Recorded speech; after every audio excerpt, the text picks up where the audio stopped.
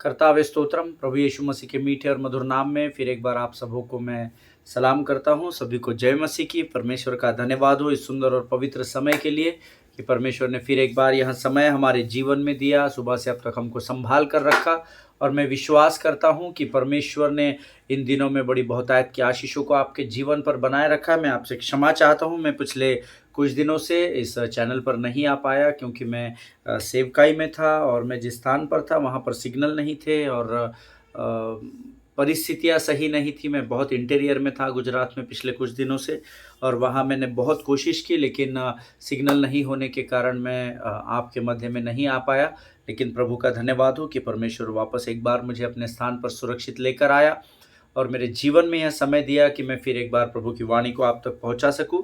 पिछले कुछ दिनों से हम जिस विषय पर अध्ययन कर रहे हैं, हमने एक नया विषय शुरू किया है। आप लोगों को स्मरण होगा, surrendering to God is winning the battle. परमेश्वर को समर्पण करना हमें विजय की ओर लेकर जाता है, आमीन, या हमें विजय दिलाता है, जिसके लिए हमने यरीहो के यहोशू के उन वचनों को पढ़ा था, यहोशू की किताब उसके 6वें अध्याय को, और हम उसी विषय से आगे की ओर बढ़ेंगे। लेकिन इससे पहले कि हम लोग इस विषय को आगे सीखें, क्यों ना कुछ वचनों को पढ़कर हम प्रभु का धन्यवाद करेंगे, उसका गुणानुवाद करेंगे, उसकी स्तुति उसकी प्रशंसा करेंगे। आज हमने पढ़ने के लिए जो वचन चुने हैं वो पाए जाते हैं भजन संहिता 119 और उसके 41 से लेकर 46 वचनों को हम पढ़ेंगे। The book of Psalms chapter 119 verses 41 to 46। और मैं विश्वास करता हूं कि आपके पवित्र शास्त्र आपके सामने रखे हुए हैं और हम सब मिलकर मुख के अंगीकार के द्वारा इन वचनों को पढ़ेंगे, क्योंकि वचन में लिखा हुआ है, मैंने तुम्हारे मुख में मृत्यु और जीवन की सामर्थ को रखा है, और जो कोई भी इसे काम में लाना जानता है वह उसका फल भोगेगा। सो क्यों ना हम अपने मुख के द्वारा इन वचनों का अंगीकार करें, ताकि इन वचनों के अनुसार परमेश्वर हमारे जीवन में कार्य करे। सो आइए हम सब मिलकर एक साथ पढ़ेंगे भजन संहिता उसका 119 अध्याय उसके 41 से लेकर 46 वचन। हे यहोवा, तेरी करुणा और तेरा किया हुआ उद्धार तेरे वचन के अनुसार मुझको भी मिले, तब मैं अपनी नामधराई करने वालों को कुछ उत्तर दे सकूंगा, क्योंकि मेरा भरोसा तेरे वचन पर है। मुझे अपने सत्य वचन कहने से न रोक, क्योंकि मेरी आशा तेरे नियमों पर है। तब मैं तेरी व्यवस्था पर लगातार सदा सर्वदा चलता रहूंगा और मैं चौड़े स्थान में चला फिरा करूंगा, क्योंकि मैंने तेरे उपदेशों की सुधि रखी है। और मैं तेरी चितौनियों की चर्चा राजाओं के सामने भी करूंगा और संकोच न करूंगा। हालेलुया। परमेश्वर इन पढ़े हुए वचनों पर हम में से प्रत्येक को आशीष दे। वचन कहता है, प्रियो, हे यहोवा, तेरी करुणा और तेरा किया हुआ उद्धार तेरे वचन के अनुसार मुझको भी मिले। हालेलुया।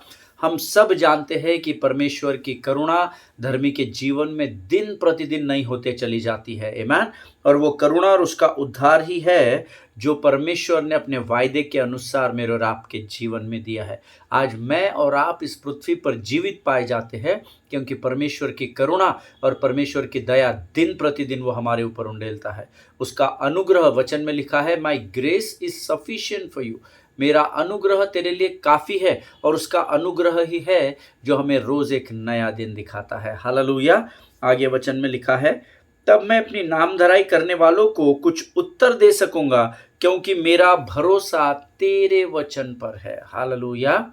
अब आपका भरोसा किसके वचन पर है? क्या आपका भरोसा आपके पासबान के वचन पर है, आपके अगुओं के वचन में है, पति के वचन पर है, पत्नी के वचन पर है? मैं नहीं जानता, लेकिन भजन का लिखने वाला दाऊद कहता है, हे प्रभु, जब तेरी करुणा और तेरे किए हुए उद्धार से तू मुझे भर देगा, तो मैं अपनी नामधराई अर्थात मेरे विरोध में बोलने वालों को, मेरे विरोध में कार्य करने वालों को मैं उत्तर दे सकूंगा। और वो उत्तर मैं केवल इसलिए दे सकूंगा क्योंकि मेरा भरोसा तेरे वचन पर है। हालेलुया। संकट के समय में क्या आपका भरोसा यहोवा पर है, या आपका भरोसा मेडिकल साइंस पर, या आपके इन्फ्लुएंस पर, या आपके ओहदे पर, या आपके धन दौलत पर है? ये आपको तय करना है। लेकिन भजन का लिखने वाला दाऊद कहता है, मेरा भरोसा प्रभु केवल तेरे वचन पर है। हालेलुया।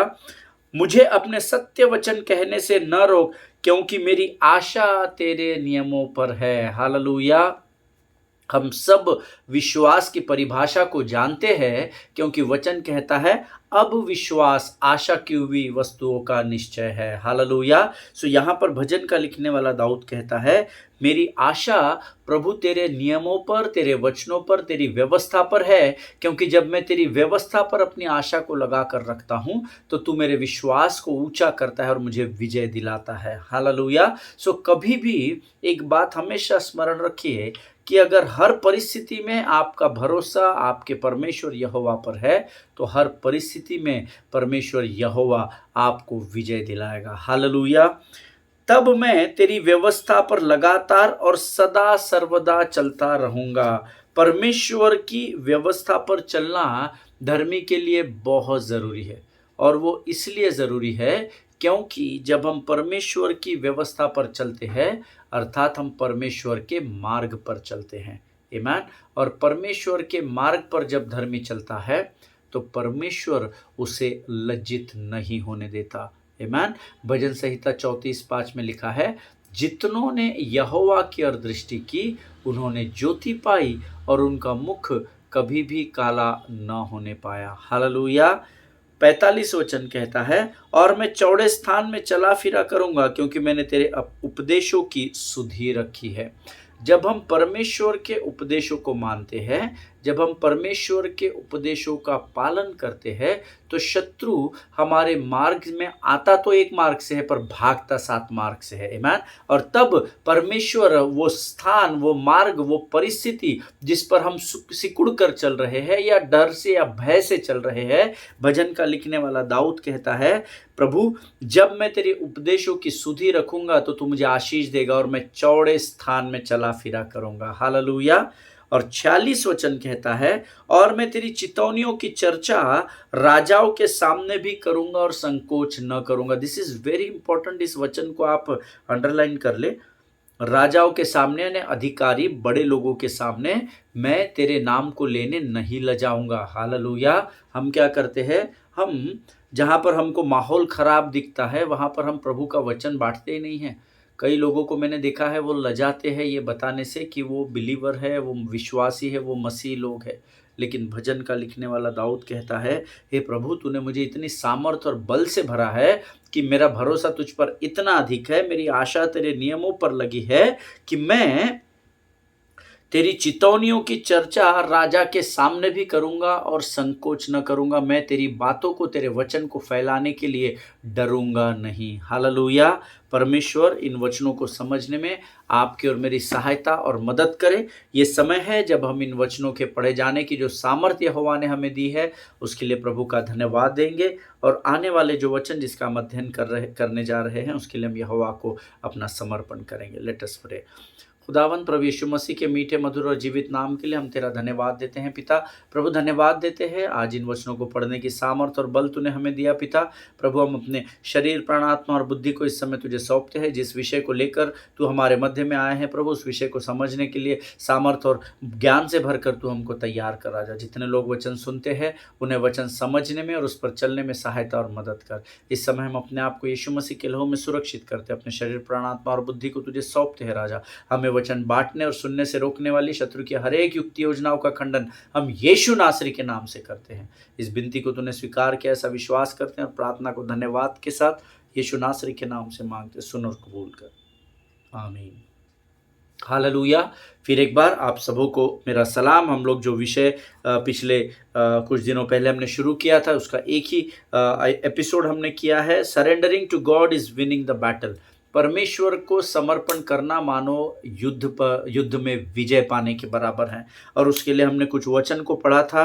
आप में से कितने लोगों को स्मरण है मुझे पता नहीं। यहोशू की पुस्तक, उसका 6वां अध्याय, उसके पहले 5 वचन। और मैं चाहता हूँ एक बार फिर हम ये वचन पढ़ लें, क्योंकि हमारा बहुत दिनों का गैप हो गया है, तो शायद आप लोगों को स्मरण ना हो।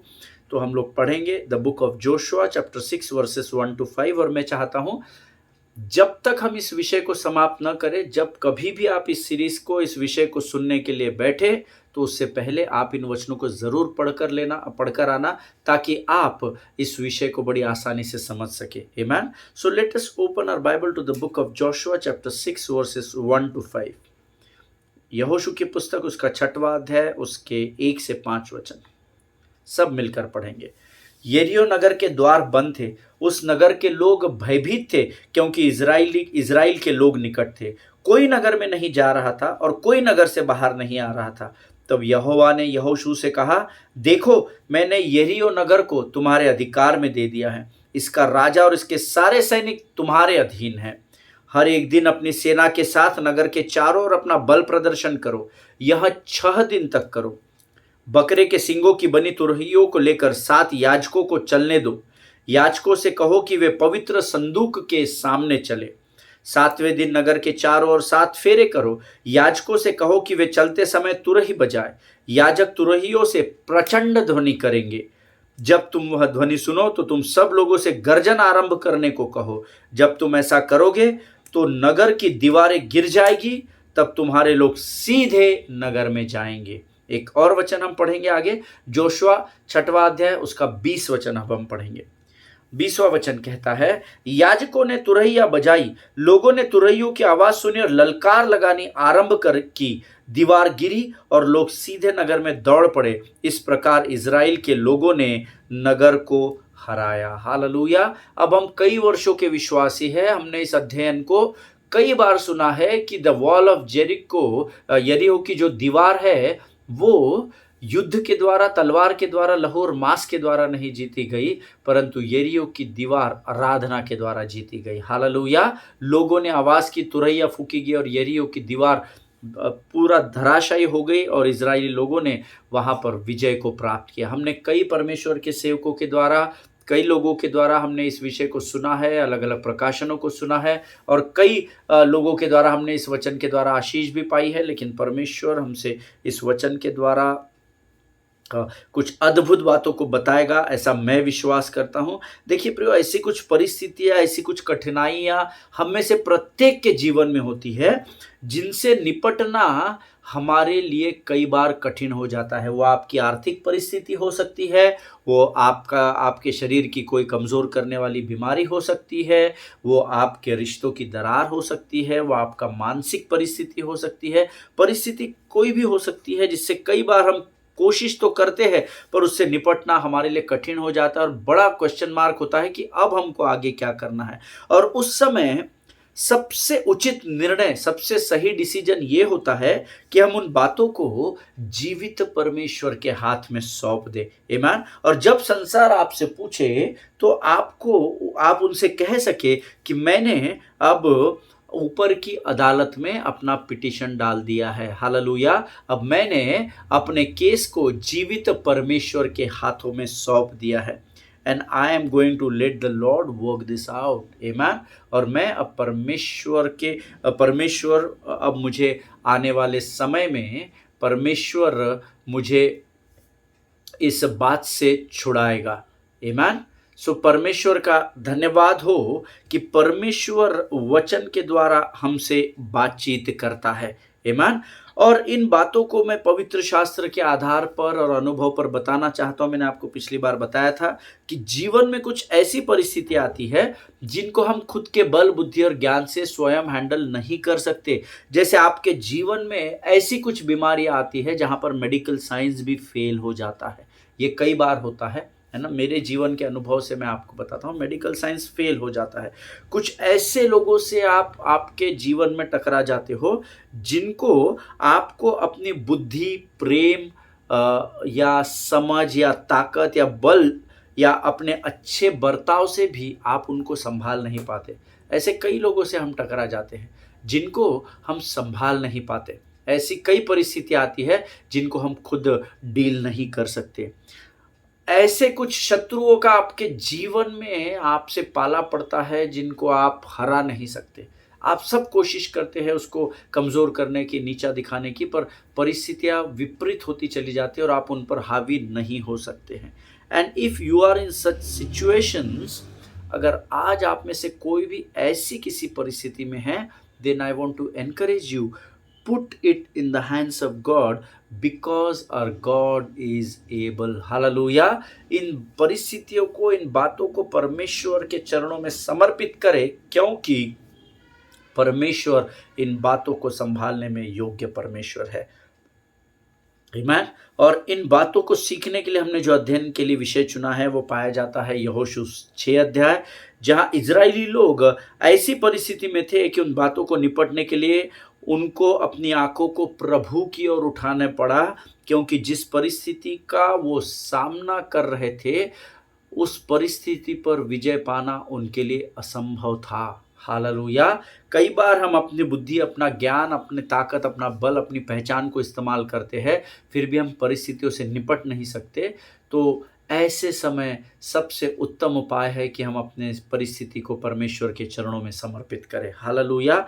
अब इस 6वें अध्याय में हम देखते हैं, जो हमने अभी पढ़ा, कि परमेश्वर ने इज़राइली लोगों को मिस्र की बंधुआई से अब परमेश्वर निकाल कर लाया है, हम जानते हैं। परमेश्वर उनको लाल समुंदर से भी पार करके लाया है, और लगातार परमेश्वर उनको स्वर्ग से मन्ना देकर तृप्त भी कर रहा है। दिन को बादल का खंभा, रात को आग का खंभा बनकर उनकी अगुवाई भी कर रहा है, उनकी सुरक्षा कर रहा है। And now they are on the brink of the promise land, और अब वो वाचा की भूमि के क्या ब्रिंक को क्या बोल सकते हैं, कगार पर एकदम करीब खड़े हैं, एकदम वाचा की भूमि जिसका वायदा परमेश्वर ने 100 वर्षों से भी पहले अब्राहम से किया था, उस कि मैं तेरी आने वाली पीढ़ियों को वाचा के देश में ले आऊंगा, और अब वो वायदा पूरा करने का समय यहां पर आ गया है। अब यहां पर यहोशू इज़राइलियों को लेकर कनान देश अर्थात वाचा के भूमि के कगार पर पहुंच गया है। अब बहुत ही कम दूरी पर वो देश है जिसका वायदा परमेश्वर ने उनसे किया है। हालेलुया। और अब यहाँ इज़राइली प्रजा कनान देश में प्रवेश करने के कगार पर पहुंच चुकी है, लेकिन समस्या ये है कि वो देश पहले से ही शत्रुओं के कब्जे में है। हालेलुया। उस कनान देश पर किसी और राजा का राज्य है, और अब ये वहां पर पहुंच चुके हैं कि वो उस देश में प्रवेश कर सके, लेकिन यहाँ पर पहले ही कोई और अपने राज्य को स्थापित कर चुका है।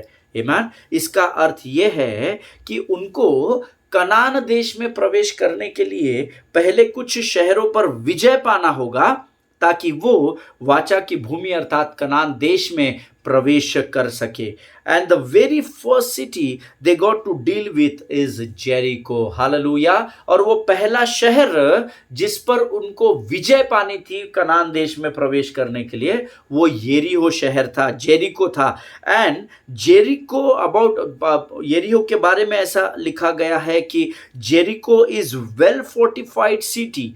वो एक बहुत ही मजबूत ऐसा शहर था, बहुत ही मजबूत था। और येरियो की जो दीवारें थी इतनी इम्पेनेट्रेबल थी कि उसको गिराना नामुमकिन था।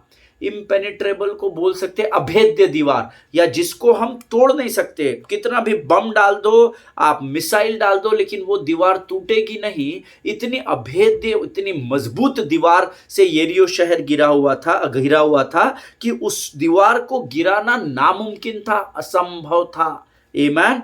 आज भी अगर आप इज़राइल जाते हो तो आपको येरियो शहर जो है, जेरिको जो सिटी है, उसके बाहरी हिस्सों में उन दीवारों के अवशेष मिलेंगे। वो दीवारों के कुछ टुकड़े अभी भी वहां गिरे हैं। मैं आपको हवा में नहीं बता रहा हूं, मैं आपको आंखों देखी बता रहा हूं, क्योंकि मैं इज़राइल गया था। और जब हम लोग इज़राइल गए थे तो हमको येरियो शहर में वो जो येरियो की दीवार गिर गई थी, उनके पत्थरों को, उनके टुकड़ों को हमको वहां दिखाया गया। आज भी हजारों वर्ष बाद उस दीवार के टुकड़े वहां पर पड़े हुए हैं। हालेलुया।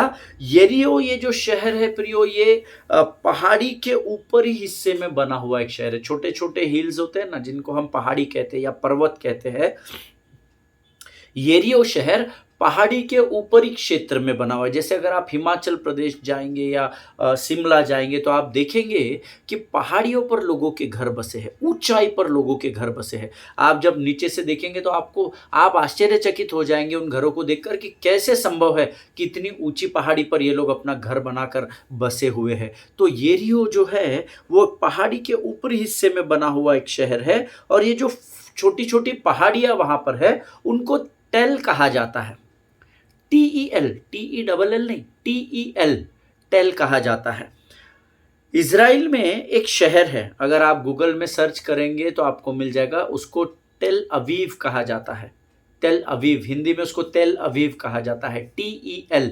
वो टेल अवीव नाम इसलिए है, ये क्योंकि ये पहाड़ी के ऊपर बसा हुआ है। और वैसा ही अगर आप उसको मैप में सर्च करेंगे तो आपको पता चलेगा कि इज़राइल के पहाड़ियों पर तेल अवीव करके जो शहर है वो बसा हुआ है। It is Israel's second largest city which is located on the top of the hill of Mediterranean coast. Mediterranean coast के ऊपर बसा हुआ, पहाड़ियों के ऊपर बसा हुआ ये वहाँ की सेकेंड लार्जेस्ट सिटी है, जहाँ पर सबसे ज़्यादा पॉपुलेशन है, सब दूसरे नंबर का शहर। सो पहाड़ियों पर जो शहर बसे हुए होते थे उनको टेल कहा जाता है आज भी, उस समय नहीं, आज भी उसको, इसीलिए आज भी जो शहर है अवीव, उसको टेल अवीव कहा जाता है। आमीन। और क्योंकि उन समयों में येरियो ये शहर पहाड़ पे बसा हुआ था, इसलिए वहाँ के स्थानीय लोगों ने क्या किया था, अपनी सुरक्षा के लिए पहाड़ी के निचले भाग में, जहाँ से पहाड़ी शुरू होती है या पर्वत शुरू होता है और ऊंचे की ओर हम जाते हैं, they have built a wall embankment which is 15 feet high. उन्होंने पहाड़ी के निचले भाग में, जहाँ से पहाड़ी शुरू होती है, वहाँ पर चारों ओर से 15 फीट ऊंची दीवार की एक तटबंदी की थी, एम्बैंकमेंट किया था। अर्थात उस पहाड़ी के चारों ओर 15 फीट ऊंची दीवार को उन्होंने बना लिया था, ईमान, अपनी सुरक्षा के लिए। 15 फीट दीवार जमीन से पहाड़ी की ऊंचाई की ओर 15 फीट दीवार उन्होंने येरियो के चारों ओर बना ली थी। हालेलुया। और फिर उस 15 फीट ऊंची दीवार पर उन्होंने फिर से एक 26 फीट ऊंची दीवार को बनाया था। पहले एक 15 फीट की दीवार येरियो शहर के चारों ओर थी, उसके बाद उस दीवार के थोड़ा सा अंदर उन्होंने फिर एक 26 फीट की और ऊंची दीवार अपनी सुरक्षा के लिए बना दी थी, जिसकी चौड़ाई 6 फीट थी, है ना, 6 फीट की चौड़ाई, आमीन, 6 फीट उसकी चौड़ाई थी, और शायद उससे भी अधिक हो, ये तो इतिहासकार कहते हैं। क्योंकि परमेश्वर के एक सेवक को जब मैं सुन रहा था तो उन्होंने कहा येरियो की दीवार की चौड़ाई इतनी अधिक थी कि एक राजा का जो रथ होता था वो उस दीवार से दौड़ते हुए बड़ी तेजी से गुजर सकता था, इतनी चौड़ी दीवार। सो 6 फीट प्लस ही रही होगी, ऐसा मैं विश्वास करता हूं। सो अब अगर आप थोड़ा सा इमेजिन करेंगे तो एक बड़ी पहाड़ी, उसके ऊपर येरियो शहर बसा हुआ है, जमीन पर 15 फीट की एक दीवार है, और वो 15 फीट की दीवार के बाद उसके थोड़ा अंदर फिर एक 26 फीट की ऊंची दीवार, जिसकी चौड़ाई 6 फीट से भी अधिक है, वो तैयार की गई है ताकि येरियो अपनी सुरक्षा स्वयं कर सके। इसका अर्थ है कि उस पहाड़ी के नीचे से अगर कोई येरियो को ऊंचा गर्दन, ऊपरी भाग में अपने ऊपर गर्दन करके अगर देखता तो पहले उसको 41 फीट की दीवार दिखाई देती, 15 फीट और 26 फीट, टोटल हो जाता है 41 फीट। तो पहले उसको 41 फीट की दीवार दिखाई देती, और अगर आप उस शहर पर ऊपरी भाग की ओर चलना शुरू करें, अर्थात उस पहाड़ी की ओर चढ़ना आरंभ करें, तो आपको ऊपर से देखना येरियो के लोगों के लिए, येरियो की सेना के लिए आसान होता। और यही कारण था कि येरियो पर विजय पाना मुश्किल था। हालेलुया। आप थोड़ा सा, जब आप प्रभु के वचनों का अध्ययन करते हैं ना, तो उस अध्ययन में जीना पड़ता है आपको। ये कोई कहानी नहीं है, ये कोई फेरी टेल नहीं है ना, ये सत्य वचन है। जब आप पवित्र शास्त्र पढ़ते हैं और जब आप उस पर मनन और अध्ययन करते हैं, तो अपने आप को आप वहां रख कर देखिए, तो आपके लिए पवित्र शास्त्र को समझना बहुत आसान हो जाएगा। फिर से एक बार मैं आपको बताता हूं ताकि आप समझ सके इस बात को। हम सिर्फ वचन सुनने वाले नहीं, पर वचन पर चलने वाले बनो, ऐसा वचन में लिखा है। लेकिन वचन पर चलने से पहले वचन को समझना बहुत जरूरी है, नहीं तो चलना बहुत कठिन हो जाता है। आमीन। सो एक पहाड़ी है, आप इमेजिन कीजिए, आपके शहर के बाहरी भागों में पहाड़ी आपने देखी होगी, हाईवे से चलते वक्त पहाड़ियों को आपने देखा होगा। पहाड़ियों के ऊपर में एक शहर बसा है और पहाड़ी के निचले भाग में 15 फीट की एक ऊंची दीवार बनी है। उसके बाद फिर एक 26 फीट की ऊंची दीवार, टोटल 41 फीट, जिसकी चौड़ाई 6 फीट से भी अधिक है। हालेलुया। और जब कोई उस पहाड़ी को चढ़ने की कोशिश करता था तो ऊपर से यरीहो के लोग और यरीहो की सेना उन चढ़ने वालों को बड़ी आसानी से देख सकती थी, और इसीलिए इस अभेद्य सुरक्षा के कारण यरीहो पर विजय पाना बहुत मुश्किल था। हालेलुया। और केवल इतना ही नहीं प्रियो, लेकिन इतिहासकार बताते हैं, जब मैं इसको खंगाल रहा था और कुछ लिटरेचर्स को पढ़ रहा था, तो इतिहासकार बताते हैं अगर शत्रु इस 41 फीट अर्थात 15 फीट की दीवार चढ़ा, फिर 15 फीट नीचे अंदर साइड उतरा, फिर 26 फीट की दीवार चढ़ा, फिर 26 फीट अंदर नीचे उतर गया, इतनी दीवार को वो पार भी कर ले, तो उसके अंदर और एक 46 फीट की दीवार से उन्होंने अभेद्य सुरक्षा का घेरा चारों ओर से बना कर रखा था। हालेलुया। अब सोचिए, इमेजिन कीजिए, 15 फीट की एक दीवार अगर मैं चढ़ भी जाऊं, उसके बाद मैं फिर इधर से 15 फीट चढ़ के उधर 15 फीट नीचे उतरूं, फिर दूसरी दीवार 41 फीट की फांद कर फिर 41 फीट नीचे उतरूं, और फिर 46 फीट की दीवार को क्रॉस करना है। हालेलुया। कितना कठिन होगा, है ना। सुनने के लिए तो हमको 15 फीट 40 फीट 46 फीट बड़ा आसान लग रहा है, लेकिन इसको इमेजिन करिए, तकरीबन नामुमकिन था यरीहो पर विजय पाना।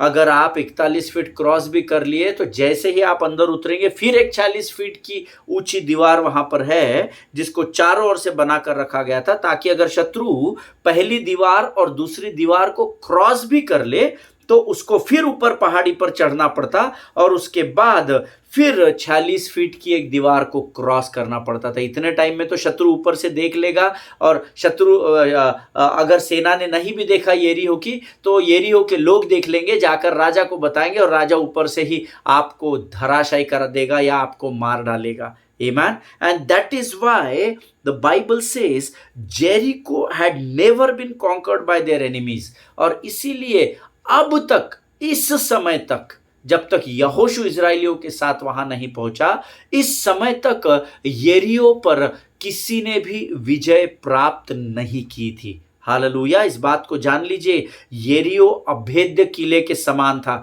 जिसको भेदना नामुमकिन था, और इसके पहले यरीहो पर किसी ने भी विजय नहीं पाया था। आमीन। और अगर शत्रु वो दीवार भी जैसे तैसे पार कर ले, तो the soldiers of Jericho city were experienced veterans. Bible ऐसा बताती है कि यरीहो के जो सेना थी वो अनुभवी लोग थे, भले ही वो उम्र में बड़े थे, वृद्ध लोग थे, है ना, मैच्योर लोग थे, लेकिन दे वेर एक्सपीरियंस्ड वेटरन्स, ऐसा लिखा हुआ है इतिहास में। वो अनुभव प्राप्त किए हुए लड़वैये थे। उनको पता था कि अगर इस दीवार को कोई क्रॉस भी कर लेगा, तो उस पर हमको विजय कैसे प्राप्त करनी है। वे अनुभवी लोग थे, और वो अनुभवी लोग ही वो यरीहो शहर की सुरक्षा ऊपर पहाड़ी पर से करते थे। हालेलुया। और उनको ये बहुत अच्छे से पता था कि शत्रु से कैसे युद्ध लड़ना है और कैसे उन पर विजय पानी है।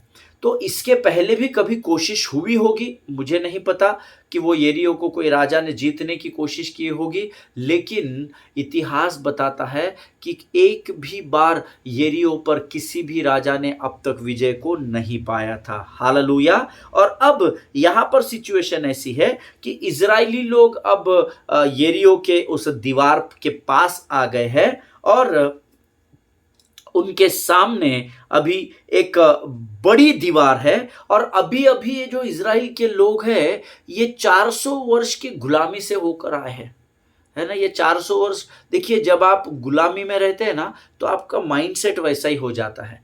जब आप कोई कीबोर्डिस्ट होता है ना, तो वो कीबोर्ड बजाने का उसका एक माइंडसेट हो जाता है। जब कोई रिदमिस्ट होता है तो उसका माइंडसेट फिक्स होता है। अब 400 वर्ष गुलामी में रहने के बाद ये जस्ट बंधुआई से निकल कर आए थे, गुलामी से आजाद होकर आए थे, और इन्होंने पिछले 400 सालों में कोई भी युद्ध नहीं लड़ा था, क्योंकि ये गुलाम थे। गुलाम थोड़ी युद्ध लड़ता है, युद्ध तो लड़वैये लड़ते हैं, युद्ध तो सेना लड़ती है। ये तो गुलाम बनकर थे मिस्र में, तो इन्होंने कभी कोई युद्ध 400 वर्षों में नहीं लड़ा था। They even did not know how to hold the weapons and how to use it. इनको ये तक नहीं पता था कि औजारों को या हथियारों को पकड़ना कैसा है और उसको चलाना कैसा है, क्योंकि 400 वर्ष पीढ़ी दर पीढ़ी ये लोग गुलामी करते आए थे। इन्होंने कभी शस्त्र भी हाथ में नहीं पकड़े थे, और अब सडनली यरीहो पर विजय पाने के लिए ये इजराइल यहोशू के साथ यरीहो के दीवार के नजदीक पहुंच चुके थे। आमीन। जिन्होंने 400 वर्ष बंधुआई में बिताए, जिन्होंने कभी कोई शस्त्र को हाथ में 400 वर्षों में नहीं पकड़ा, अब वो एक यरीहो शहर पर विजय प्राप्त करने के लिए आए थे। हालेलुया, आमीन। और ये बहुत कठिन था उनके लिए। और अब यहां आकर उनके सामने जब उन्होंने देखा बड़ी बड़ी दीवारें हैं और एक बड़ी अनुभवी सेना उस टॉप ऑफ द हिल पर इनको देख रही है, वॉच कर रही है, और यहां इजरायली लोगों के पास कोई भी लड़ाई का पहला अनुभव नहीं, एक्सपीरियंस नहीं, but they have got with them. Hallelujah.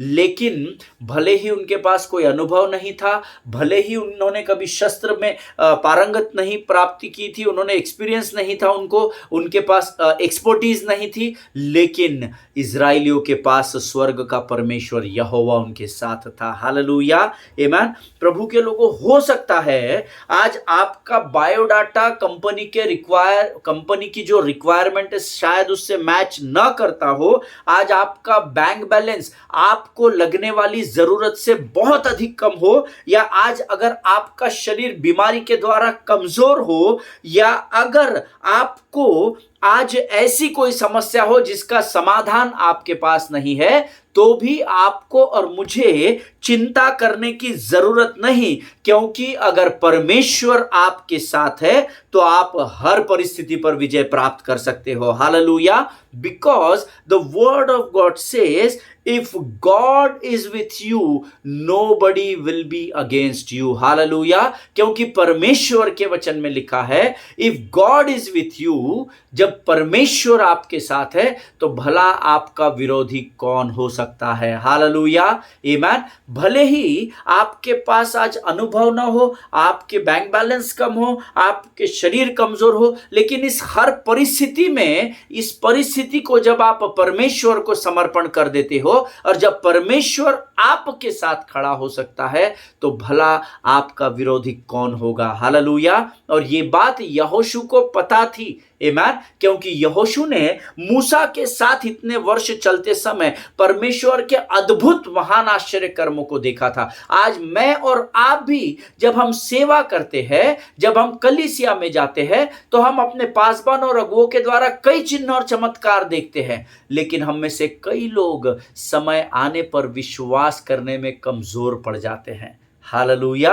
लेकिन यहोशू ने इतने वर्षों में मूसा के साथ चलते चलते परमेश्वर के अद्भुत कामों को देखा था। लाल समुंदर से परमेश्वर ने अद्भुत रीति से उनको पार करवा दिया था, और मिस्र की सेना पूर्ण रूप से उसमें डूब गई थी। और ऐसे अद्भुत चमत्कारों को अनुभव करते करते अब यहाँ पर मूसा की मृत्यु हो गई, और मूसा का जुआ, अब मूसा का बोझ या मूसा की जिम्मेदारी यहोशू को सौंपी गई। और परमेश्वर ने यहोशू से वो बातें कही जो हमने यहोशू 6:1-5 में पढ़ी, तो यहोशू ने उस पर संदेह नहीं किया। आमीन। यहोशू ने परमेश्वर की आज्ञा का पालन किया। अगर आज आपकी परिस्थितियां विकट है, तो अपने अपने पवित्र शास्त्र में अपने परिस्थितियों को खोजिए। वहां पर परमेश्वर ने जो आज्ञाएं आपको और मुझे दी है, जब आप उसका पालन करेंगे तो युद्ध आपका नहीं, युद्ध यहोवा का हो जाएगा। हालेलुया। आपको लड़ने के लिए नहीं कहा गया है, आपको कहा गया है तो विश्वास की ढाल को लेकर स्थिर खड़े रहना। आपको स्थिर इसलिए खड़े रहना है क्योंकि आपका युद्ध स्वर्ग का परमेश्वर स्वयं लड़ता है। हालेलुया। तो पास्टर साहब, फिर हमारे जीवन में विजय क्यों नहीं है, हमारे जीवन की परिस्थितियां क्यों नहीं है? क्योंकि हमारे अंदर धीरज नहीं है। थोड़ा देर हम शांत रहते हैं, बाद में हम प्रभु को बोलते हैं तू रेस्ट कर, आगे की लड़ाई मैं लड़ता हूँ। और हम खुद ही उस लड़ाई को अपने बल, अपनी बुद्धि, अपने ज्ञान, अपने धन दौलत के द्वारा उस पर विजय प्राप्त करने की कोशिश करते हैं। इसीलिए कई प्रार्थना हमारी अब तक अनसुनी है। हालेलुया। लेकिन अगर आप आपके युद्ध को, आपकी परिस्थितियों को यहोवा के हाथ में समर्पित कर देंगे, जैसे यहोशू ने यहाँ पर किया, तो आप यहोशू के समान यरीहो की दीवार की परिस्थिति को आपके जीवन में धराशायी, नेस्त नाबूद होते हुए खातरी से देखेंगे। ये मैं आपसे वायदा करता हूँ। हालेलुया। आज हम यहाँ पर समाप्त करेंगे, कल हम इसके आगे के विषय में जाएंगे और प्रभु हमें और गहराई में लेकर जाएगा, ऐसा मैं विश्वास करता हूँ। कल जब आप आएंगे तो आप यहोशू की पुस्तक, उसका 6वां अध्याय, उसके 1 से 5 वचन और 20वां वचन जरूर पढ़ के आइएगा, ताकि आपको वचन समझने में आसानी हो। हालेलुया। आइए प्रियो, इस समय हम अपने सिरों को झुकाएंगे और हम यहोवा का धन्यवाद करेंगे। Let us pray. खुदावन प्रभु यीशु मसीह के मीठे, मधुर और सामर्थ्य नाम के लिए धन्यवाद देते हैं।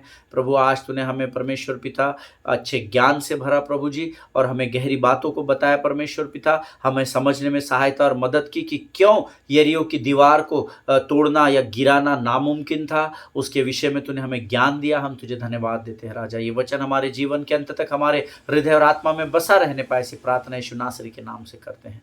अपने आप को यीशु के लहू में सुरक्षित करते हैं। सारी बातों में महिमा तुझको देते हैं। आगे का समय तुझे सौंपते हुए विनती को धन्यवाद के साथ यीशु नासरी के नाम से मांगते, सुन और बड़ी दया से प्रभु ग्रहण कर।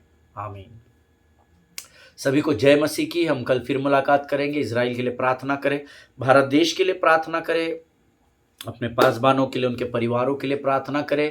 क्रिसमस का सीजन है। क्रिसमस का संदेश ये नहीं है कि यीशु मसीह जी उठा है। क्रिसमस का संदेश ये है कि जी उठा हुआ परमेश्वर दोबारा आने वाला है। हालेलुया। सभी को जय मसीह की। हम कल फिर मुलाकात करेंगे। परमेश्वर आपको आशीष दे। God bless you all.